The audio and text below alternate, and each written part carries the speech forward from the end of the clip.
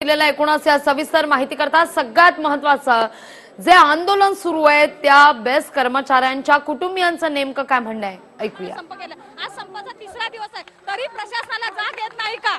हा आमचा महिलांचा पुन्हा गृहिणींचा सवाल आहे प्रशासनाला।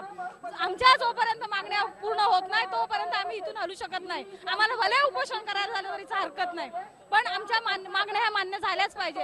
आज यामध्ये या संपामध्ये संप करतात हे प्रशासनाला का कळू नये? आज इथे चालक आणि वाहक हे भरडला जातो, सामान्य माणूस भरडला जातो, याचा ह्या प्रशासनाला काही पडलेलं नाही। फक्त प्रत्येक जण आपली झोळी भरण्याच्या मागे ऑफिसर म्हणजे या लोकांना कामगारांची काय पडलेली नाही का? आज म्हणून आम्ही आज सगळ्याजणी रस्त्यावर उतरलोय आणि याच्या पुढे सुद्धा आम्ही असंच जर आमच्या मागण्या मान्य झाल्या तर लहान मुलांसकट आम्ही रस्त्यावर उतरणार। नक्कीच या महिलांसोबत या कर्मचाऱ्यांच्या मुली देखील आलेल्या आहेत, त्यांच्याकडून जाणून घेऊया किती त्रास होतोय। गेले 3 दिवसापासून हा संप सुरू आहे। तुमच्या घरातले वडील म्हणा, भाऊ म्हणा या बीएसटी कामगारामध्ये आहेत आणि तुम्हाला किती एक घरामध्ये तुम्ही देखील राहतात, तुम्हाला किती त्रास होतो?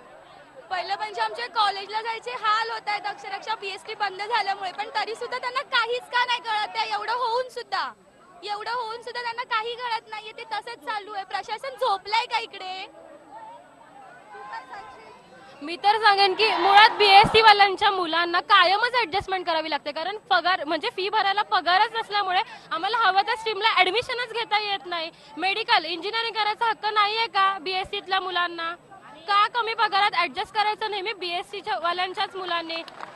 मी मीडियाला पण हे आव्हान करते की बीएसटी वाल्यांना त्यांनी कायम सपोर्ट करावा कर्मचाऱ्यांना। नक्कीच आणखी काही महिला आहेत, त्यांच्याकडून जाणून घेऊया काय मागण्या आहेत आणि शेकडोच्या संख्येने महिला आज रस्त्यावर उतरलेल्या आहेत। काय सांगाल? तुम्ही देखील बेस्ट कर्मचाऱ्यांच्या पत्नी आहात, बहिणी आहात, काय सांगाल? मी एक बेस्ट कर्मचारी आहे आणि आमच्या मागण्या ह्या आहेत की आम्हाला जे बीएमसी मध्ये विलनीकरण करण्याचा जो प्रस्ताव आम्ही मांडलेला आहे तो का होत नाही आमच्यासाठी? का ह्याच्यामध्ये गोम आहे? जो आमचा परिवहन विभाग आहे तो नफ्यात असताना पण प्रत्येक वेळेला आम्हाला का सांगते तोट्यामध्ये आहे? जे बिलांकडून ऍडव्हर्टायझिंग कडून आम्हाला जी मिळकत येते, जो नफा असतो तो नफा कुठे जातो? तो कोणाच्या खिशात घालतात ही लोक? प्रत्येक वेळेला सगळ्या डेपोंना सगळ्या सेवा ज्या पुरवतात त्यांना सबसिडी आहे, मग बीएसटीला सबसिडी का मिळत नाहीये? त्यांना मिळायला पाहिजे ना। आज कामगारांची घरं पडत्या अवस्थेत आहेत, त्यांची डागडुजी होत नाही, सांगतात पैसा नाही आमच्याकडे। हा पैसा कुठे जातो? जीएम 1 तारखेला पगार घेतो, मग कामगारांना 15 ते 20 तारखेला पगार का दिला जातो? आमच्या मुलांच्या फी भरायच्या असतात, 3 वर्षाचा बोनस फक्त कागदपत्री ठेवला। आज आम्हाला सगळेजण हसतायत, 5,500 रुपये बोनस डिक्लेअर केला, 5 रुपये पण बोनस दिला नाही। म्हणजे काय आमची का तुम्ही चेष्टा करत आहात का? तुमच्याकडे पैसा नाहीये ना? मग तुम्ही ज्या वेळेला बीएसटीच्या कमिटी मीटिंग भरवतात त्यावेळेला तुम्ही काजू बदाम शिवाय तिथे नाश्ता मागवत नाही। दिल्ली दरबार मधून तुम्ही जेवण ऑर्डर करता, हा पैसा कोणाच्या खिशातून जात असतो? हा कामगारांचा पैसा आहे ना, मग कामगारांच्या हितासाठी का मांडत नाहीये? आज कामगारांच्या समस्या आहेत, आमची आज मेडिकलची बिलं रखडवलेत, एलटीए रखडवलेत, इनकॅशमेंट देत नाहीयेत, ते कुठे गेले आमचे पैसे एवढ्या वर्षाचे? द्यायला पाहिजेत ना आम्हाला। नक्कीच 3 दिवस झाला हा संप सुरूच आहे, अनेक मागण्या आहेत आणि त्याच मागण्या पूर्ण होण्यासाठी तुम्ही या ठिकाणी पोहोचलेले आहेत। प्रशासनावरती तुमचे काय आरोप आहे आणि प्रशासन झोपलेलं आहे का, असेच अनेक प्रश्न तुमचे आहेत। त्याचबरोबर यामध्ये अनेक बैठका झाल्यात, बैठकांमध्ये कोणताही तोडगा निघत नाहीये, काय कारण आहे, काय वाटतं?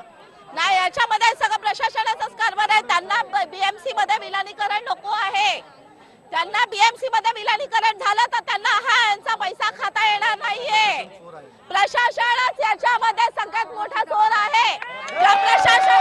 एकंदरीतच आपण बघितलं तर शेकडोच्या संख्येनं या ठिकाणी महिला मोर्चा घेऊन वडाला डेपो या ठिकाणी पोहोचलेल्या आहेत आणि विलिनीकरणासाठी या ठिकाणी आपल्या हक्कासाठी या ठिकाणी लढण्यासाठी या मोर्चामध्ये शेकडोच्या संख्येने महिला सहभागी झालेल्या आहेत। मात्र बेघर करणाऱ्या प्रशासनाचा निषेध करण्यासाठी या ठिकाणी या महिला पोहोचलेल्या आहेत। नरसिंग मीनाक्षी मात्रे, TV9 मुंबई।